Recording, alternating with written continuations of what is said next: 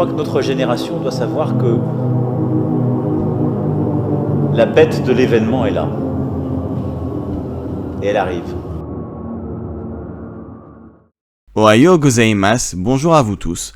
Aujourd'hui on se retrouve pour une nouvelle vidéo qui va bien évidemment parler, vous l'aurez vu au titre, de la cérémonie d'ouverture des Jeux Olympiques.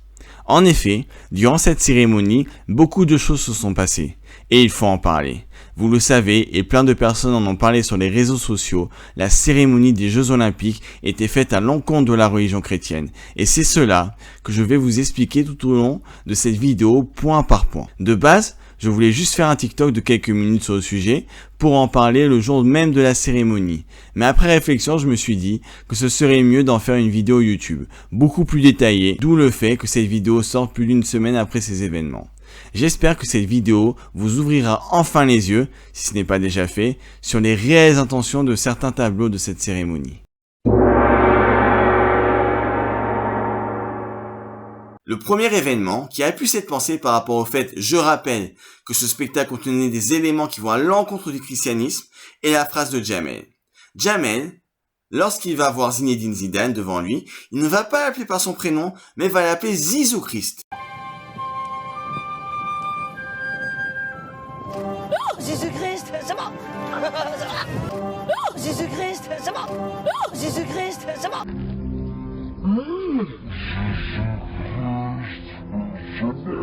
Certains me diront, oui, mais Yael, c'est juste une blague, il n'y a rien de mal à ça, c'est sûrement comme s'ils avaient vu le Messie ou quelqu'un de très important, étant donné que Zinedine Zidane est un très grand joueur de foot. Le problème, c'est qu'au vu des événements qui ont suivi, lors de la cérémonie, cela n'est pas une simple blague ou autre. Ça a été mûrement réfléchi. Thomas Joly, Thierry Reboul, le gouvernement et sûrement d'autres personnes se sont posés, ont réalisé une réflexion collective et se sont dit « c'est parfait comme intro, allez, on la garde ». La cérémonie des Jeux Olympiques est vue par le monde entier, et donc il est inconcevable de ne pas penser que chaque tableau, comme cela a été nommé, a été pensé et réfléchi au préalable. Tout ce que je vais vous dire par la suite est pensé, réfléchi et a un but précis. C'est la cérémonie des Jeux Olympiques, c'est donc l'image et les messages que veut véhiculer la France à travers le monde entier. J'insiste sur ce point, car il me semble important à prendre en compte, et cela montre qu'ils ont pleine conscience de ce qu'ils font.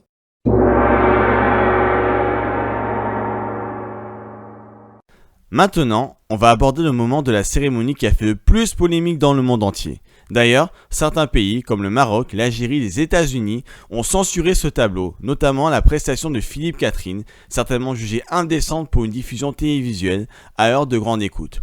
Je rappelle le tableau. Un homme peint en bleu, quasiment nu, vu certainement par des milliers, peut-être même des millions d'enfants dans le monde. Faut pas oublier que les JO sont regardés également par des enfants.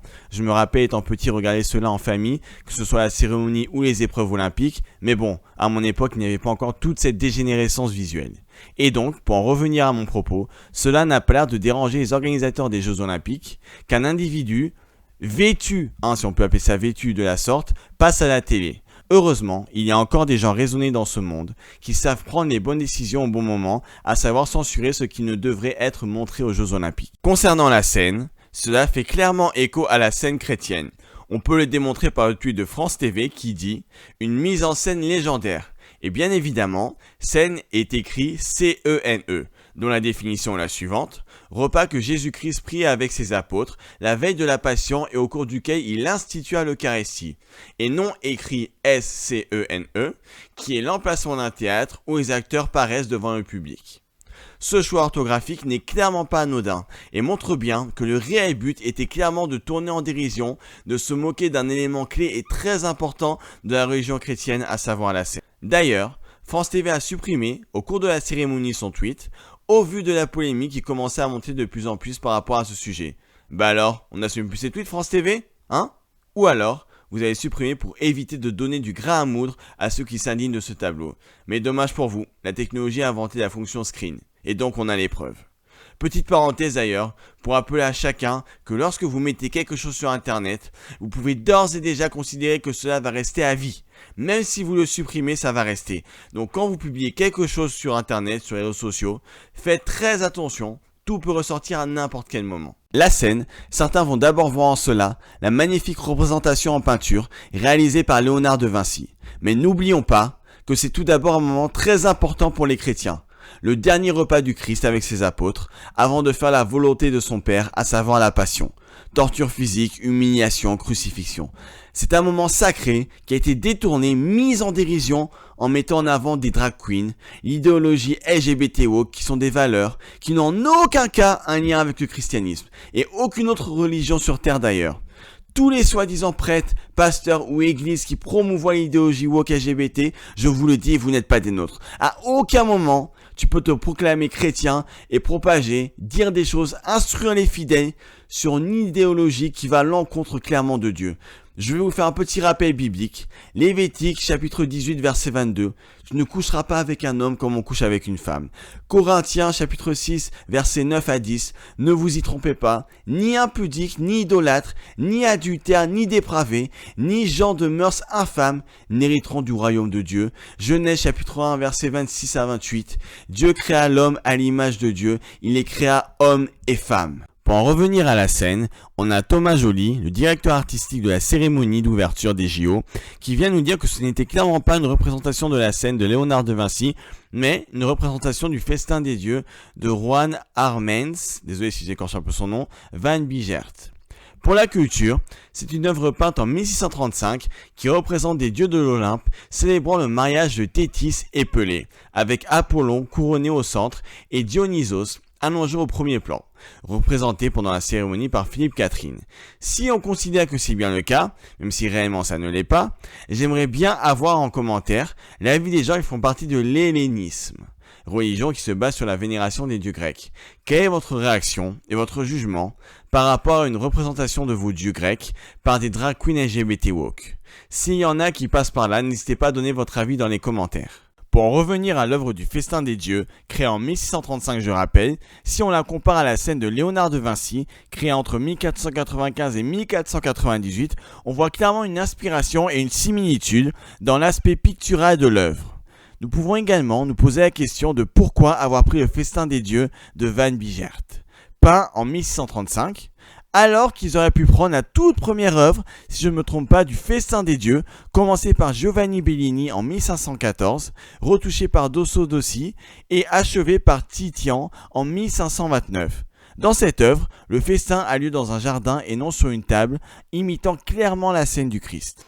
Vous n'allez pas me faire croire qu'il n'y a pas de jardin dans Paris où ils auraient pu reproduire cette scène. Imaginez une seule seconde, la scène à Versailles avec des beaux costumes et un beau décor grec, ça aurait été parfait.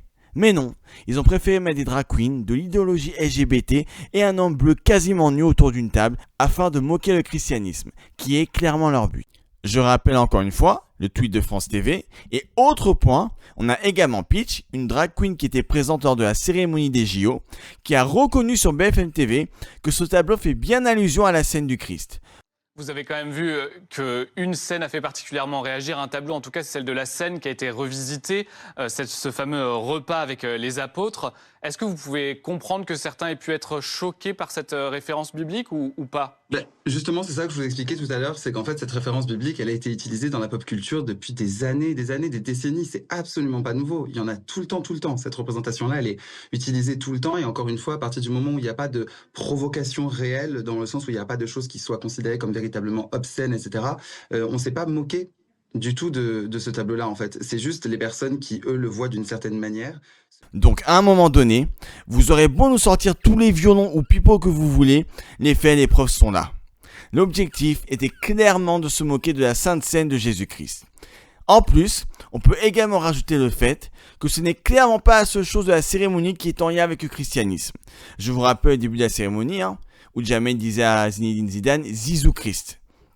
Ou encore, la story de Barbara Butch, la DJ de la cérémonie, qui, dans sa story Insta, a mis l'image de la scène des JO et de Jésus avec la phrase « The New Gay Testament », avant bien évidemment de faire un rétropédalage et de nous sortir un discours erroné par rapport à la vraie vérité. De plus, en dehors des Jeux Olympiques de Paris, on peut également relever l'œuvre Richard III de Thomas Joly de 2016 où à un moment, il se prend pour le Christ en se mettant sur une croix. Pris tout seul sans ces éléments, vous auriez pu vous dire que oui, ça n'a aucun lien avec le christianisme, c'est la mythologie grecque, la représentation d'une grande fête païenne reliée au dieu de l'Olympe, l'olympisme.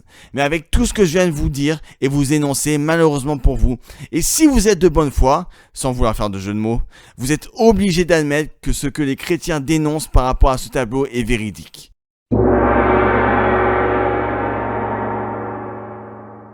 Maintenant, nous allons parler des chevaliers de l'Apocalypse. Comme vous le savez, pendant cette cérémonie, il y a eu un cheval mécanique qui a traversé une partie de la scène. D'ailleurs, cette séquence a duré un long moment, on aurait dit le manga Olive & Tom où il court je ne sais combien de minutes avant d'arriver devant la cage. Enfin bref. Et donc, la question qu'on se pose est la suivante, pourquoi cette cavalière et dans quel but? Qu'est-ce qu'elle est censée représenter? D'après les organisateurs de la cérémonie, il s'agit de Sekena. Le cheval est l'incarnation de Sekena selon Thomas Joly. Et qui est-elle, me diriez-vous? Eh bien, je vais vous le dire tout de suite. Il s'agit d'une figure emblématique de la mythologie gauloise, honorée comme la divinité de la Seine. Elle incarne la puissance et la vitalité de cette rivière qui traverse Paris et ses environs. Dans l'Antiquité, on la vénère particulièrement aux sources de la Seine, située en Bourgogne, où un sanctuaire lui est dédié. Personne n'est en mesure de connaître avec certitude l'origine de la divinité gauloise puisqu'aucun document ne parle de la déesse Sekena. Le seul moyen actuel est d'émettre des hypothèses à partir des objets retrouvés lors des différentes fouilles sur le site à source Seine. On ne peut donc que faire des études sur ce qui a été découvert pour pouvoir mettre un nom sur cette déesse de la Seine, mais également savoir comment était le sanctuaire ou encore le culte voué par les Gaulois à Sekena. Voilà les informations que l'on peut trouver à ce sujet sur internet. Maintenant, je vais vous parler des chevaliers de l'Apocalypse. Si vous vous demandez où est le lien entre cela et la déesse Sekena, ne vous inquiétez pas, on va y venir doucement mais sûrement. L'Apocalypse est le dernier livre du Nouveau Testament. Il a été écrit par Saint Jean et est riche en visions symboliques, prophétiques et eschatologiques.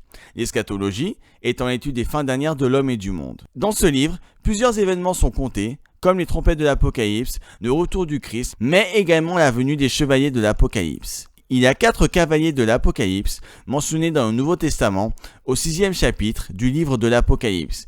On va lire le verset pour que vous ayez plus de détails sur qui ils sont. Apocalypse, chapitre 6, versets 1 à 8. Alors je vis que l'agneau avait ouvert un des sceaux, et j'entendis l'un des 4 animaux qui disait d'une voix de tonnerre, « Viens et vois ». Je regardai donc, et je vis un cheval blanc, et celui qui était monté dessus avait un arc, et on lui donna une couronne, et il partait en vainqueur pour emporter la victoire. Et lorsque l'agneau eut ouvert le second sceau, j'entendis le second animal qui disait « Viens et vois ». Et il sortit un autre cheval qui était roux, et celui qui le montait reçut le pouvoir de bannir la paix de la terre, et de faire que les hommes se tuassent les uns et les autres, et on lui donna une grande épée. Et quand l'agneau eut ouvert le 3e sceau, j'entendis le 3e animal qui disait « Viens et vois ». Et je regardai, et il parut un cheval noir, et celui qui était monté dessus avait une balance dans la main. Et j'entendis une voix qui venait du milieu des 4 animaux et qui disait « La mesure de froment vaudra un denier, et les 3 mesures d'orge vaudront un denier, mais ne gâte point ni l'huile ni le vin. » Et quand l'agneau eut ouvert le 4e sceau, j'entendis la voix du 4e animal qui disait « Viens et vois ». Et je regardai, et je vis paraître un cheval de couleur pâle. Et celui qui était monté dessus se nommait la mort. Et l'enfer le suivait. Et le pouvoir leur fut donné sur la 4e partie de la terre pour faire mourir les hommes par l'épée, par la famine, par la mortalité et par les bêtes sauvages de la terre. Donc, on a un cheval blanc, un cheval noir, un cheval roux et un cheval pâle.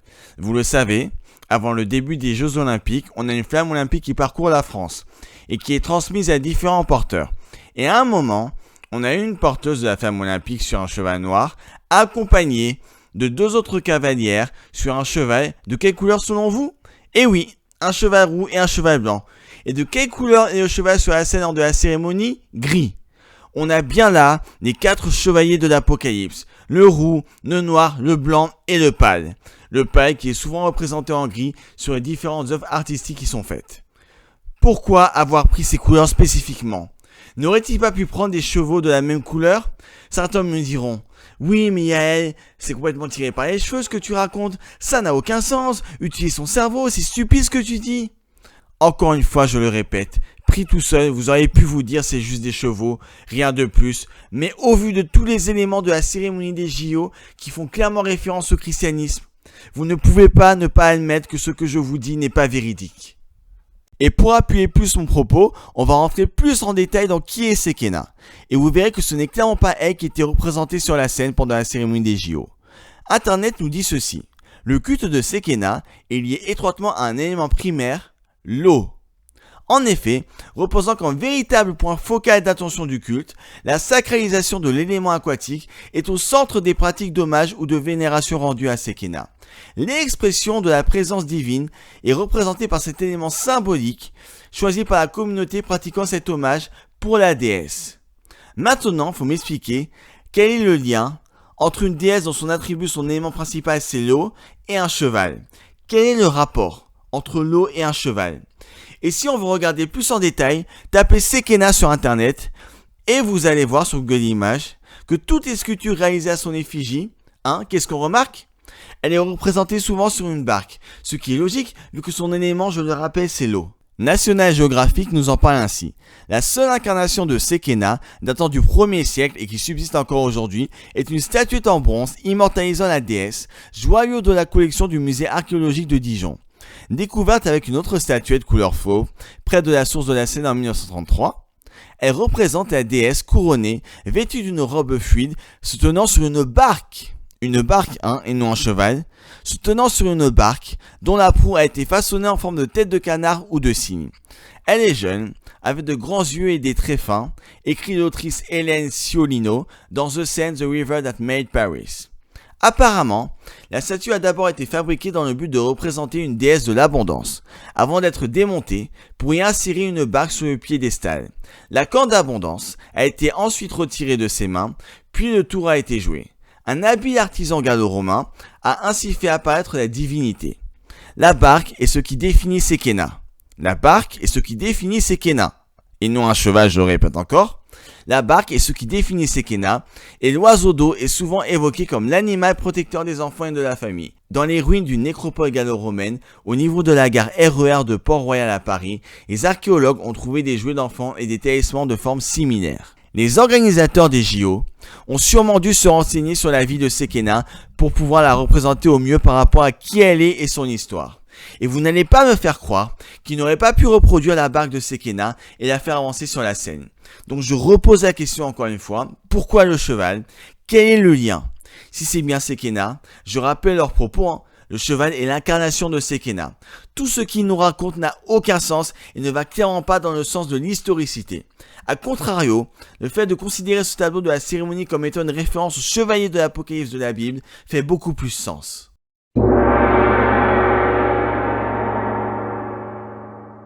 À un moment donné, pendant la cérémonie des JO, on a pu apercevoir une tête d'un animal, située sur la tribune officielle. Quelle est cette statue et que disent les gens par rapport à cela?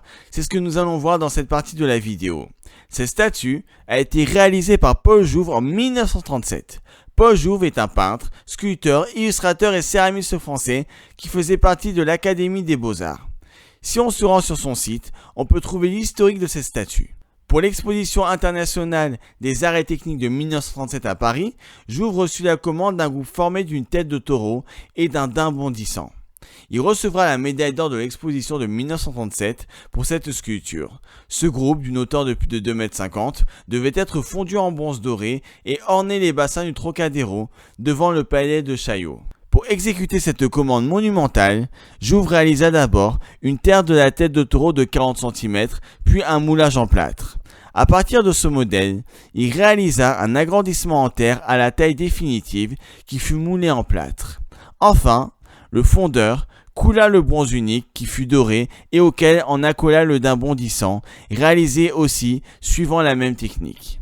À la fin de sa vie, compte tenu de la fragilité du plâtre original et pour garder une trace de son œuvre et ainsi la pérenniser, Jouve fit réaliser 2 épreuves uniques en bronze à partir du plâtre original ayant servi de modèle à la tête de taureau monumentale. L'une des 2 épreuves est actuellement dans les collections du musée des années 30 de Boulogne-Billancourt. Maintenant, nous allons voir ce que pensent les gens de cette statue.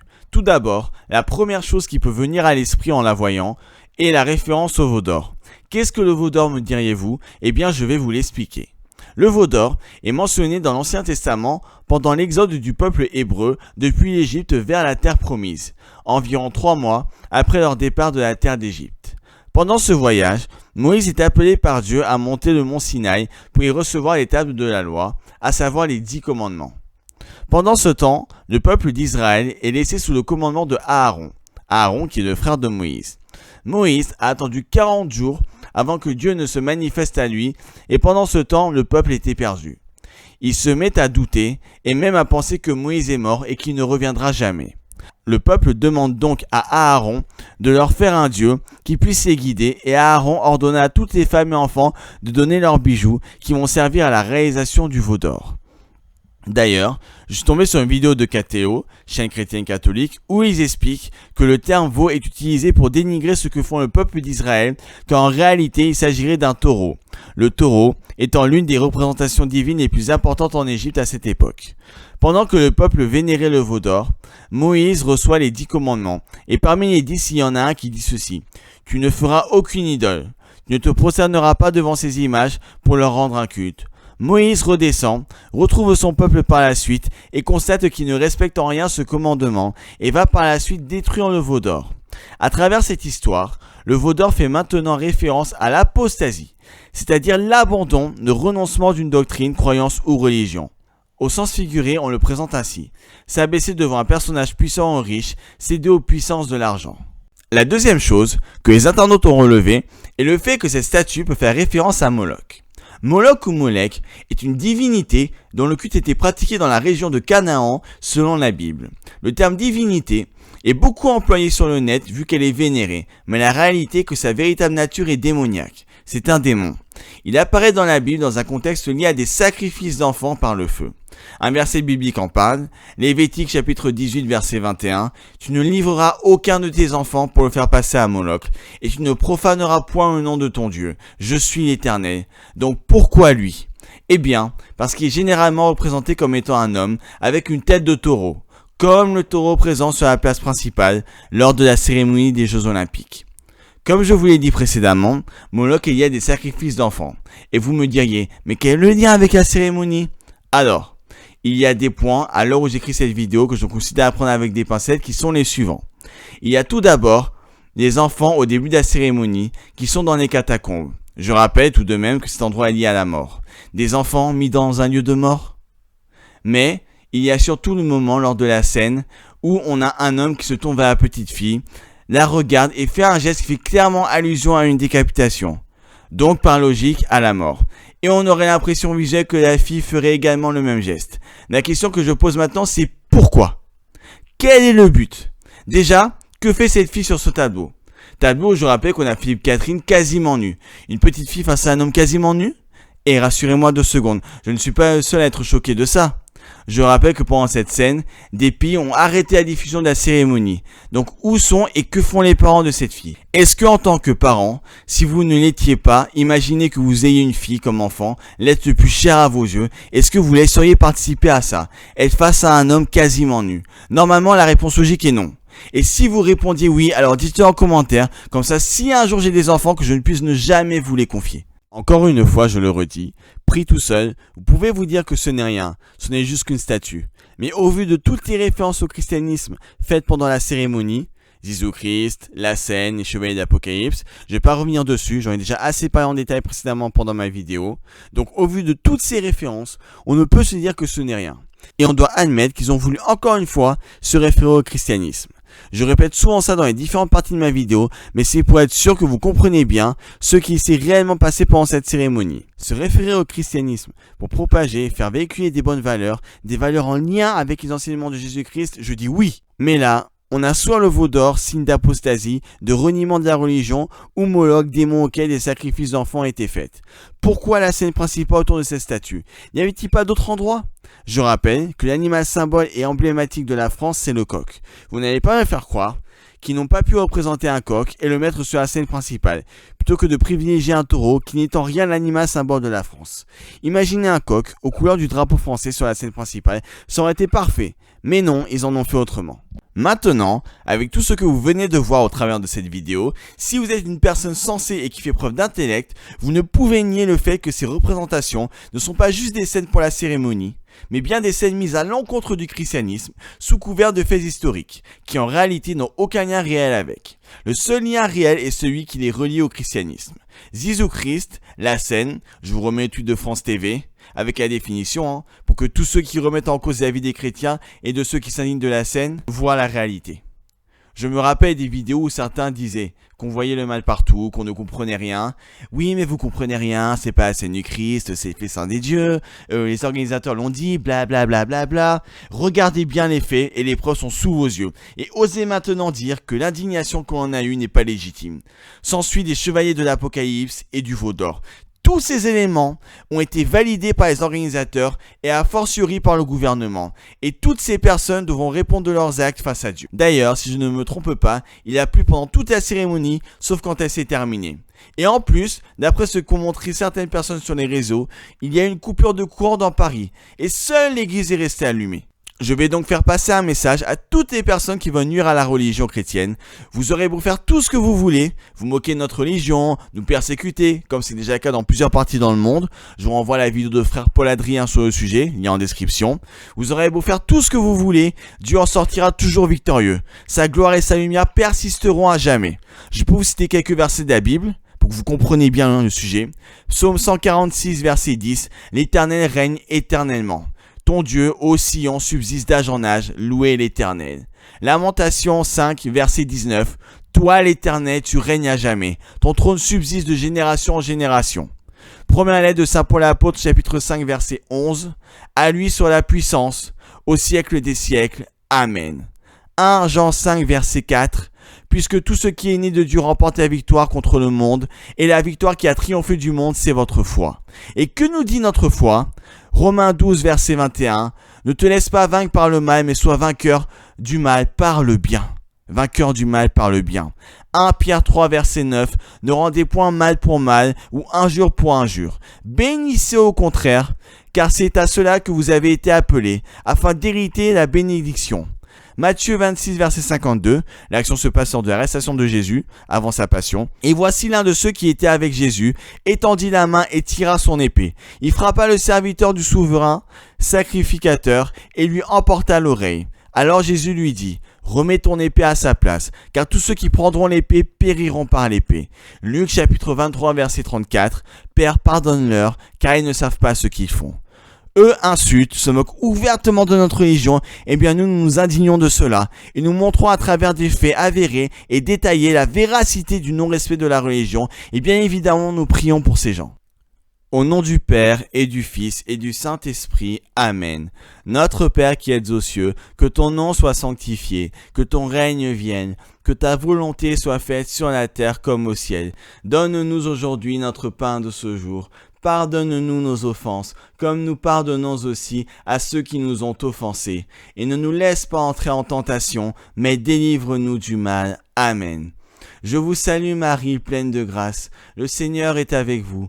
Vous êtes bénie entre toutes les femmes, et Jésus, le fruit de vos entrailles, est béni. Sainte Marie, Mère de Dieu, priez pour nous pauvres pécheurs, maintenant et à l'heure de notre mort. Amen. Le Seigneur est mon berger, je ne manque de rien. Sur des prés d'herbes fraîches, il me fait reposer. Il me mène vers les eaux tranquilles et me fait revivre. Il me conduit par un juste chemin pour l'honneur de son nom. Si je traverse ces ravins de la mort, je ne crains aucun mal, car tu es avec moi. Ton bâton me guide et me rassure. Tu prépares la table pour moi, devant mes ennemis, tu répands le parfum sur ma tête, ma coupe est débordante. Grâce et bonheur m'accompagnent tous les jours de ma vie. J'habiterai la maison du Seigneur pour la durée de mes jours. Prions. Dieu merveilleux, tu es le protecteur de ton peuple et tu es venu pour nous défendre. Tu es le bouclier face à l'attaque, l'abri dans la tempête et la forteresse dans les temps de la détresse. Dieu, enlève de leur chair leur cœur de pierre et donne-leur un nouveau cœur de chair. Circoncis leur cœur pour qu'ils t'aiment. Père, mets en eux ton esprit et fais-les suivre tes prescriptions. accorde-leur la repentance et la connaissance de la vérité, afin qu'ils puissent échapper au piège du diable. Ouvre leur cœur pour qu'ils croient en l'Évangile. Au nom du Père et du Fils et du Saint-Esprit. Amen.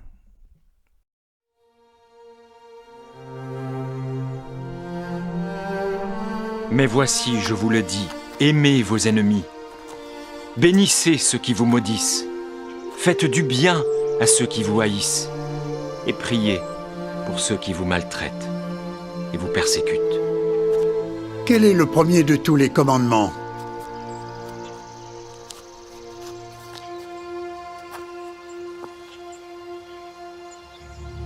Écoute, Israël. Le Seigneur notre Dieu est l'unique Seigneur. Tu aimeras le Seigneur, ton Dieu, de tout ton cœur,